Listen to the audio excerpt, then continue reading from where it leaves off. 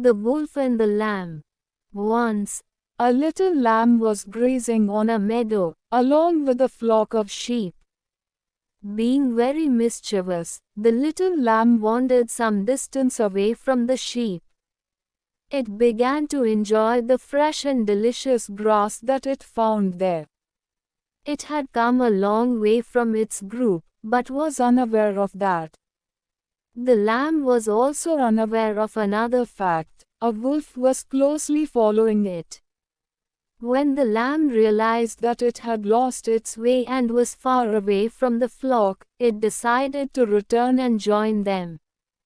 However, the lamb was stunned to see a hungry and cunning wolf standing behind it. The lamb realized that there was no option except to surrender itself to the wolf. The lamb asked the wolf, "Are you going to eat me?" The wolf said, "Yes, at any cost." The lamb said again, "But can you please wait for some more time? I have eaten a lot of grass now and my stomach is filled with grass. If you eat me now, you will feel as though you are eating grass. So please wait until the grass is digested." The wolf agreed, "Oh yes, I will wait. You are here before me and I can wait for some more time." The lamb thanked the wolf. After some time, the wolf got ready to kill lamb, but the lamb stopped him again. "Dear wolf, please wait for some more time. The grass is yet to be digested. If you eat me now, you will see a lot of grass in my stomach. Let me dance and then it will be digested easily." The wolf agreed. The little lamb danced crazily for a while, and then suddenly stopped. The wolf inquired what had happened. The lamb said, "I cannot dance properly because there is no music. You see this bell around my neck? Can you untie this bell and ring it loudly? Then I can dance fast and the grass in my stomach also will get digested fast." The wolf, overcome with the desire to eat the lamb, was ready to do anything. He removed the bell tied to the lamb's neck and rang it with all his might. Meanwhile, the shepherd was searching for the little lamb and heard the bell ringing. He saw the wolf and the lamb. He ran towards the wolf with a stick.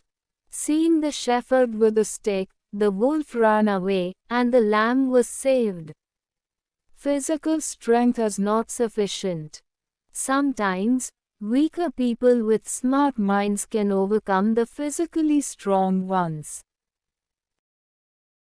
Jack and the Beanstalk. Once upon a time there lived a poor widow and her son Jack. One day, Jack's mother told him to sell their only cow.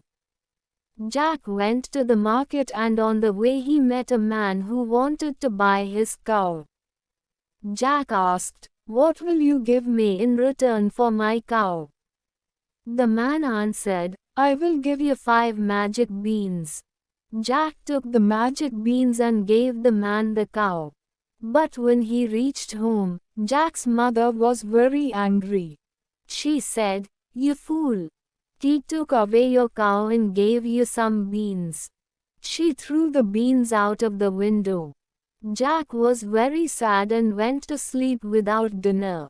The next day, when Jack woke up in the morning and looked out of the window, he saw that a huge beanstalk had grown from his magic beans.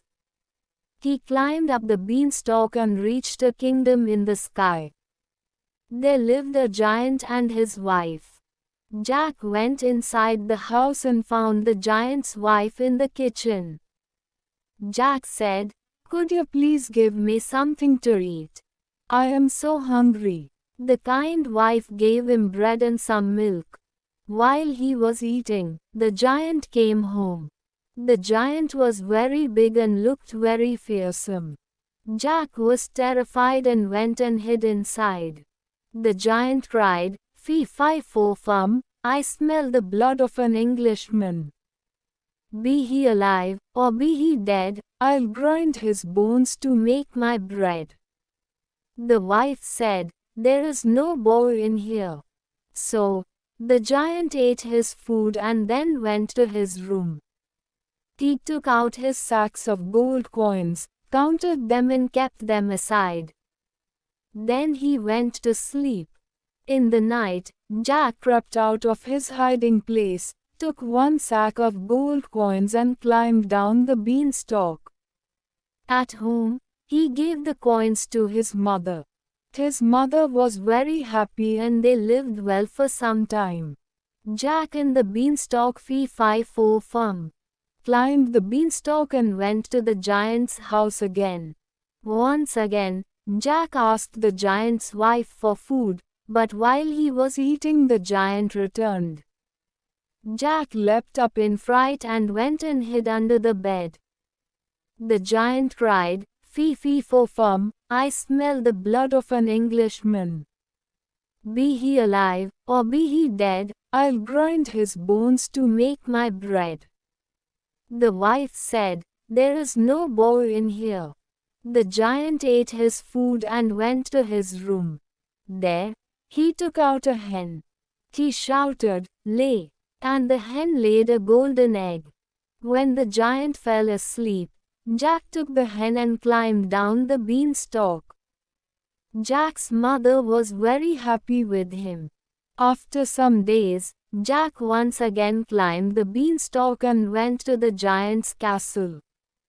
For the third time, Jack met the giant's wife and asked for some food.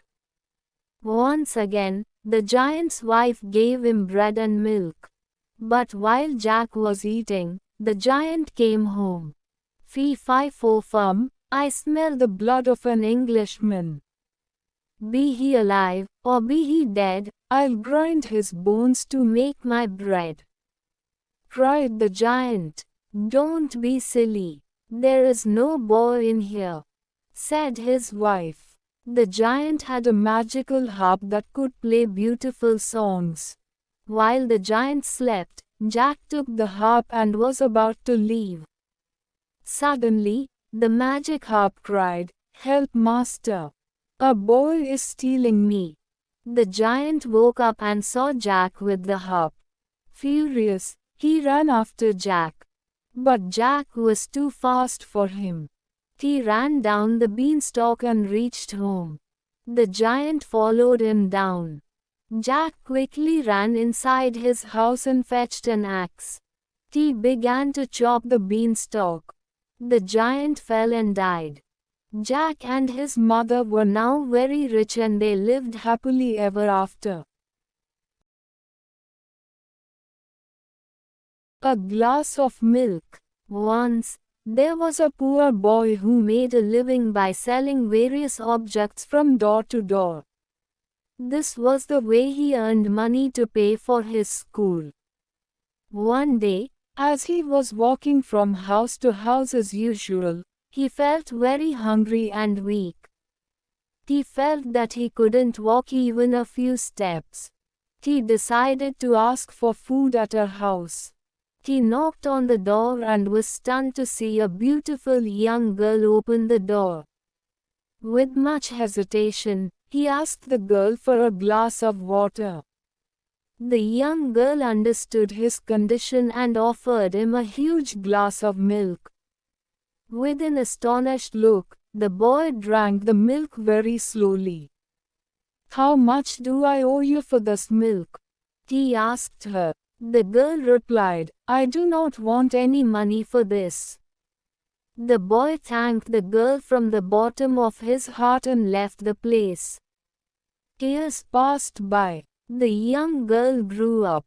In her youth, unfortunately, she fell ill and was diagnosed with the rarest kind of nervous disorder. Many experienced doctors were baffled at her condition, and she was admitted in the city hospital with the most advanced facilities. Dr. Kevin, a renowned neurospecialist, was called in by the hospital to examine her. Even with his extraordinary expertise, drive, Kevin found the girl's illness very hard to cure. However, with perseverance and hard work that lasted months, he was finally able to get the disease under control. With careful medication and monitoring, the girl was completely cured in the end. Everyone praised the doctor, but the girl was quite worried about how much the hospital bill would come to. Her family had just a little money kept away in the bank, which was by no means enough to pay for such a long treatment in that reputed hospital.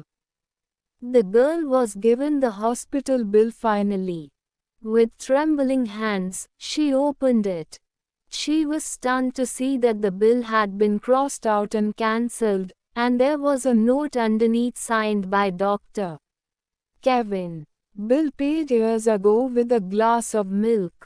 Moral: one good turn begets another. The strange bird with two heads. Once upon a time, there lived a strange bird with two heads, one facing the left and the other facing the right. The two heads used to fight and argue with each other, even for very simple reasons. Though they shared the same body, the two heads behaved like rivals.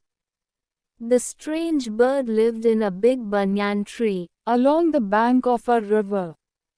One day, while flying over the river, the left head of the bird saw a beautiful tree that had a bright red fruit.